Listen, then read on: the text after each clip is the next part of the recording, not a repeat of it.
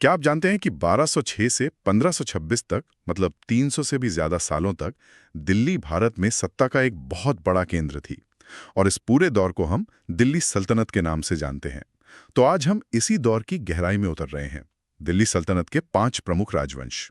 हम ये समझने की कोशिश करेंगे कि ये वंश कैसे आए और कैसे इन 300 सालों ने आज के भारत की नींव रखी। बिल्कुल। और ये सिर्फ राजाओं और लड़ाइयों की कहानी नहीं है। हाँ, वही। हम ये समझने की कोशिश करेंगे कि हर बदलाव ने भारत की संस्कृति, प्रशासन और वास्तुकला पर अपनी एक अलग छाप कैसे छोड़ी। तो एक एक करके इन वंशों को देखते हैं। चलिए फिर इसकी परतें खोलते हैं। कहानी शुरू होती है 1206 में गुलाम वंश से। इसे ममलूक वंश भी कहते हैं और इसकी नींव रखी कुतुबुद्दीन ऐबक ने। पर यह नाम गुलाम वंश ये थोड़ा अजीब है। क्या ये सच में गुलाम थे? ये एक बहुत ही दिलचस्प सवाल है।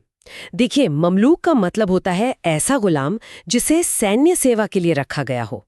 ये कोई साधारण गुलाम नहीं थे। अच्छा। इन्हें युद्ध और प्रशासन की खास ट्रेनिंग दी जाती थी। कुतुबुद्दीन ऐबक खुद मोहम्मद गोरी का एक ममलूक था जो अपनी काबिलियत के दम पर सुल्तान बना। तो ये उन लोगों का वंश था जो थे तो गुलाम पर अपनी योग्यता से शासक बने। और इन्होंने दिल्ली को एक नई पहचान दी, है ना? कुतुब मीनार, उसका बनना इसी दौर में शुरू हुआ। हाँ, बिल्कुल। और कुतुब मीनार सिर्फ एक मीनार नहीं थी, वो एक तरह से दिल्ली पर एक नई शक्ति के आने का एक ऐलान था। ऐलान था, सही का। लेकिन इस वंश की असली पहचान सिर्फ इमारतें नहीं है। इसी दौर में हमें भारत की पहली और एकमात्र महिला सुल्तान मिलती हैं, रजिया सुल्ताना। रजिया सुल्ताना। उनका जिक्र तो हमेशा आता है, पर उनका शासन बहुत छोटा था। क्या उनका सुल्तान बनना सिर्फ इसलिए असाधारण था कि वो एक महिला थी? ये उससे कहीं ज्यादा जटिल था।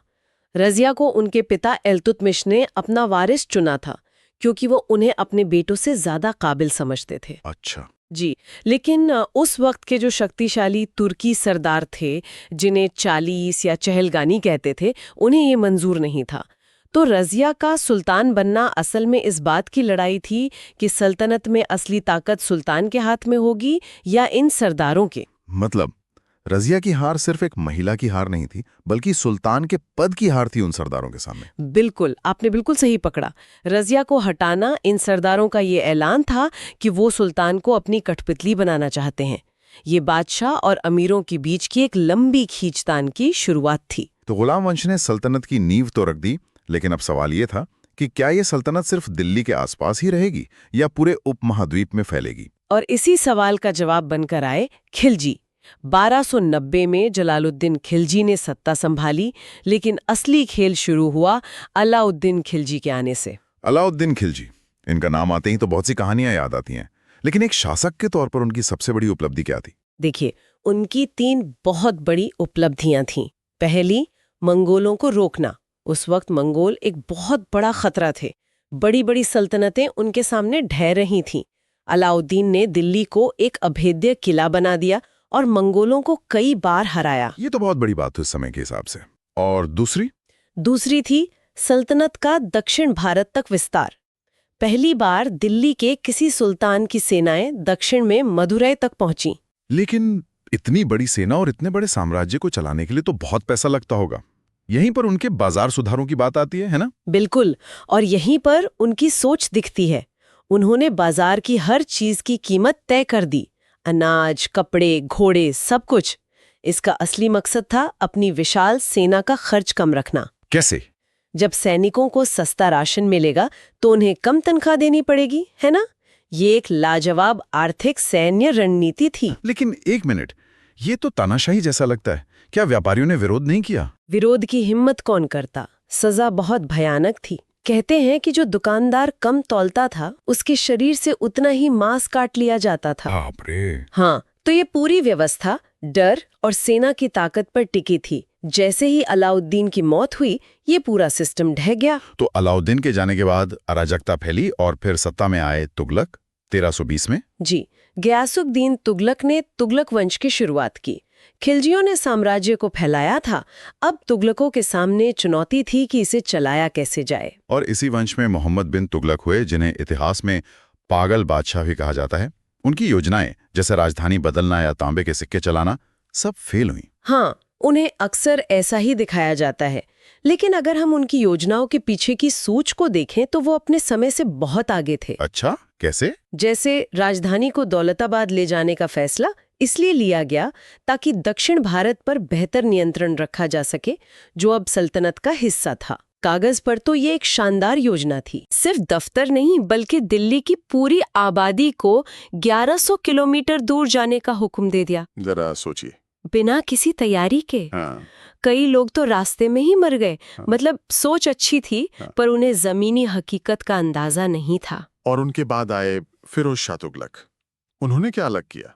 फिरोज शाह ने साम्राज्य फैलाने के बजाय उसे मजबूत करने पर ध्यान दिया। उन्होंने सिंचाई के लिए नहरों का एक पूरा जाल बिछवाया। अच्छा। सतलुज और यमुना से नहरें निकलवाईं। अरे वाह! इससे सूखे इलाके की तस्वीर बदल गई। ज्यादा फसल का मतलब था ज्यादा राजस्व। ये सल्तनत की आर्थिक बुनियाद को मजबूत करने का एक मास्टर स्ट्रोक था। तो तुगलकों का दौर तो सबसे लंबा था, लेकिन उनके बाद सल्तनत बिखरने लगी। फिर आया सैयद वंश का दौर, जिसे अक्सर एक धुंधला सा दौर कहा जाता है। ऐसा क्यों? क्योंकि तुगलकों के आखिरी दौर में 1398 में तैमूर ने दिल्ली पर हमला किया था। उसने शहर को बुरी तरह लूटा और सल्तनत की कमर तोड़ दी। ओहो। इसके बाद जो सैयद वंश आया वो पूरी तरह से स्वतंत्र शासक थे ही नहीं।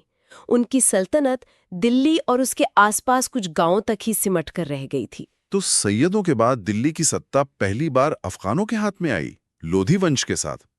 लेकिन लोग लोधी वंश को सिर्फ इब्राहिम लोधी की हार से ही याद रखते हैं। बिल्कुल, और ये सही नहीं है। ये तो कहानी का सिर्फ आखिरी पन्ना है। असल में सिकंदर लोधी एक बहुत काबिल शासक थे। आज हम जिस आगरा शहर को जानते हैं, उसकी नींव उन्होंने ही रखी थी। अच्छा, ये तो मुझे नहीं पता था। जी, ताकि वो अपने साम्राज्य पर बेहतर नियंत्रण रख सकें। तो ये सिर्फ पतन की कहानी नहीं है, ये सल्तनत को फिर से खड़ा करने की एक आखिरी बड़ी कोशिश थी। तो फिर ये कोशिश नाकाम क्यों हुई? इब्राहिम लोधी कहाँ गलत साबित हुए? इब्राहिम लोधी थोड़े घमंडी सुल्तान थे। उन्होंने अपने अफगान सरदारों को दबाने की कोशिश की, जिससे वो उनके खिलाफ हो गए। और उन्हीं नाराज सरदारों ने बाबर को न्योता दिया। सही कहा। और फिर 1526 में हुई पानीपत की पहली लड़ाई, जहां बाबर की छोटी लेकिन अनुशासित सेना ने, जिसमें तोपें भी थीं, इब्राहिम लोधी की बहुत बड़ी सेना को हरा दिया। और यहीं दिल्ली सल्तनत का 300 साल लंबा दौर खत्म हो गया। हाँ, सल्तनत का अंत और भारत में मुगल साम्राज्य की शुरुआत। तो जब हम इन 300 सालों को एक साथ देखते हैं, गुलाम, खिलजी, तुगलक, सैयद और लोधी, तो इनकी विरासत क्या है? क्या दिया इन्होंने भारत को? इनकी विरासत बहुत गहरी है। सबसे पहले तो भाषा। इसी दौर में खड़ी बोली और फारसी के मेल से एक नई जुबान ने जन्म लिया, जिसे आज हम उर्दू कहते हैं। और वास्तुकला? इमारतें तो आज भी खड़ी हैं। बिल्कुल, एक नई इंडो इस्लामिक शैली विकसित हुई। ये सिर्फ बाहर से मेहराब और गुंबद ले आना नहीं था, ये उन तत्वों का भारतीय कारीगरी के साथ मिलना था। आप कुतुब मीनार के पास मस्जिदों को देखिए, इस्लामी मेहराबों पर आपको भारतीय शैली में घंटियां और कमल के फूल उकेरे हुए मिलेंगे। ये तो वाकई दो संस्कृतियों का संगम है। जी।